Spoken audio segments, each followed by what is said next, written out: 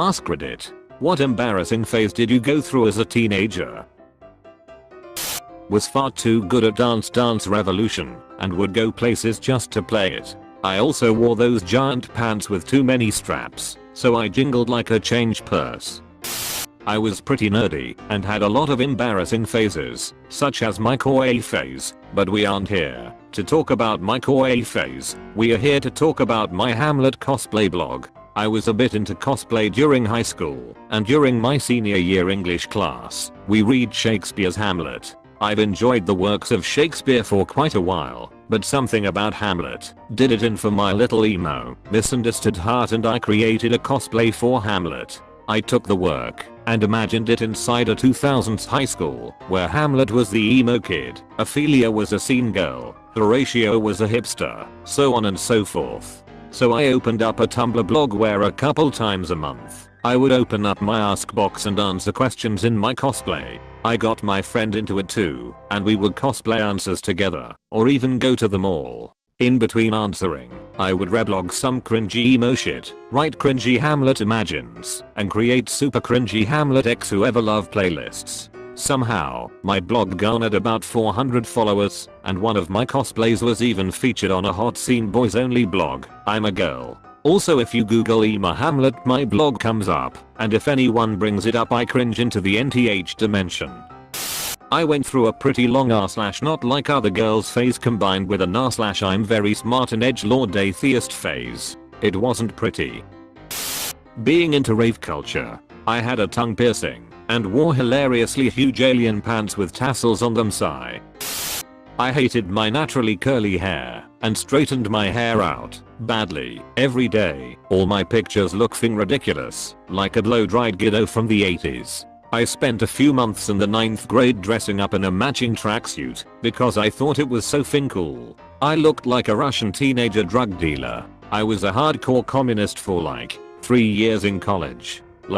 I seriously believed Stalin didn't kill anyone, and it was a massive capitalist propaganda effort to make it seem like he was a murderous dictator. I'm really glad this phase was almost completely digital, and it mainly took the format of long involved debates about communism in now defunct message boards.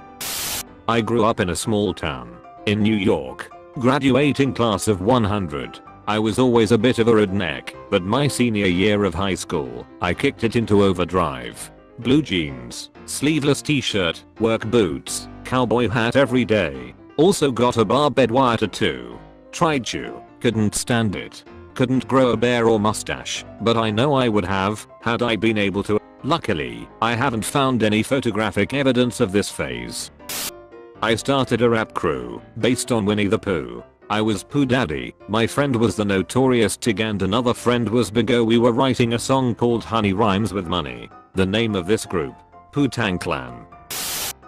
British accent. I'm from the southern US.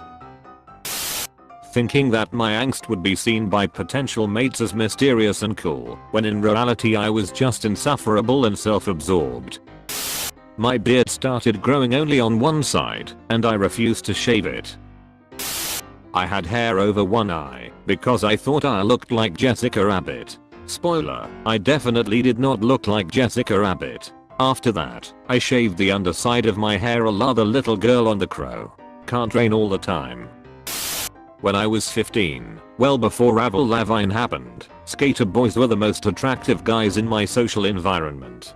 My friend, my sister and I would spend evenings hanging around the skate park, checking out the guys, and fighting over which one of us would get to date the cutest guy. After about a month of this, we conceded that the answer was none of us. When I first got Facebook, I had a phase where all of my status updates had to have a song lyric in it. Cheesy, overwrought love letters to girls I dated for a month or two. Sometimes I just want to hold you until you fucking crumble.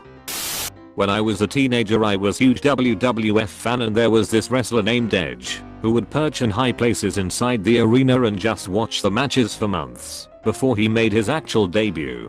Because of this, I used to do the same thing because I thought it was badass. I used to find high places and just perch there like a gargoyle for hours. In trees, on roofs of people's houses, on ledges, anywhere that I could climb, and I would just sit there, crouched motionless and watch people's reactions when they would see me.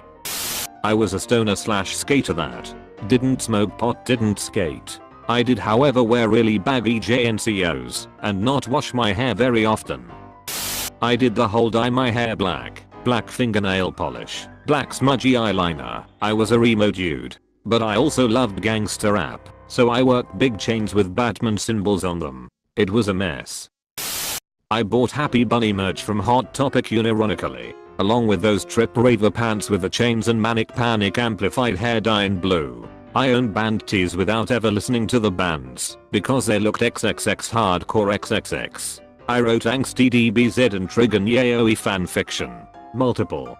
That were over 100k words. DeviantArt. I decided it was a fantastic idea to shave my eyebrows a finger width thick in 7th grade. My parents only recently told me they called them Hitler brows behind my back. As an Asian kid, AZN pride was in full effect. I had the spiky hair that had so much Tamil looks hair gel in it. I'm surprised I didn't go bald. Yelling out, "Got rice," and writing AZN on school desks are other phases I just cringe at. Also attempted to breakdance, even though I have the rhythm of a wet noodle. Manic pixie delusional idiot. I thought by trying to turn myself into the opposite of every female stereotype, super into sex, not into commitment, love sports and boots, not into emotional BS, not into makeup or standard fashion, not into gifts, said PMS was a load of crap, etc. Guys would be dying to be with me. They would gush to all their friends about how I was so cool and not like other girls. Turns out that being a big fake isn't that attractive at all.